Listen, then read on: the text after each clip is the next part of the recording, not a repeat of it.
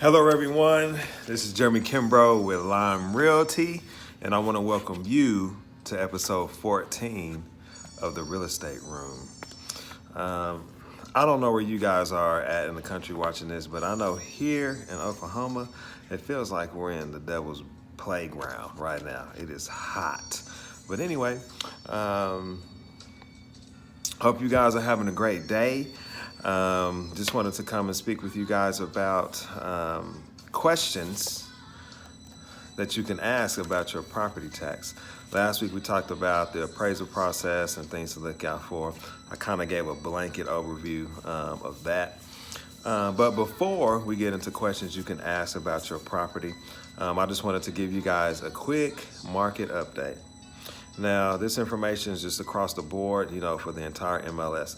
I would be more than happy to give a breakdown for your specific city. You just message me and I'll get that information over to you. Now, the median sales price for our area right now is right at $220,000, okay?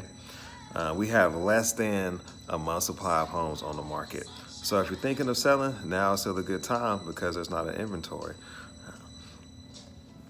There are 2,374 homes for sale. 2,573 have sold. And the homes are only averaging days on market of 3 days, just 3 days. So that's just a little quick market update for you guys. So let's just go ahead and get into questions that you can ask about your property tax. Now, I know, the major focus is on the price of the home and what you pay for it and things like that. But you also want to keep in mind, the taxes. So these are just some of the things that you can ask yourself when it comes to that. Now, question 1. What is the assessed value of this property? Now, assessed value is generally less than market value. So you would want to get a recent copy of the seller's tax bill, and then this will help you determine that information, okay? Question 2, how often are properties reassessed in this area? Now, generally speaking, usually it's done annually, but in areas that have, less growth, it's not as frequent. So just make sure you check that information out. Question 3, when was the last reassessment done on this property? Now, most significant tax increases on an individual property can be linked to when that property was last reassessed. So it's kind of just going back to what we talked about. Just make sure you know when your property gets reassessed. 4, will the sale of the property trigger a tax increase? Now, depending on where you live, the assessed value of a property may increase based on the amount that you pay for it. Now, in states like California,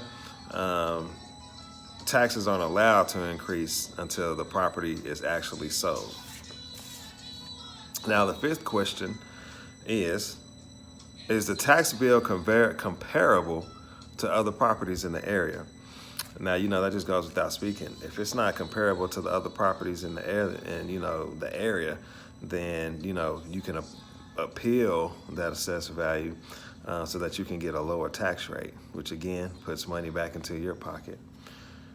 Number 6, and the last one, does the current tax bill reflect any special exemptions for which I might not qualify? Now, there are things that you can do, exemptions that you can qualify for, or again, might not qualify for. One of those, for example, is many tax districts offer reductions to those individuals 65 and over. So you can just look into that and, just ask yourself that question. Because if you do qualify for that, then again, you can put yourself in a position to save yourself some money.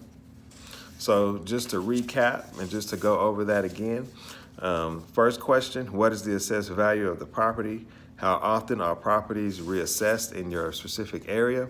When was the last reassessment done on the property?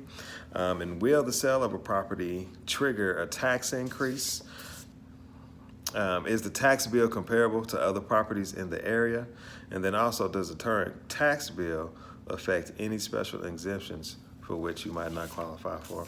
Guys, thank you so much. Hope you have a great day and stay cool. Stay cool.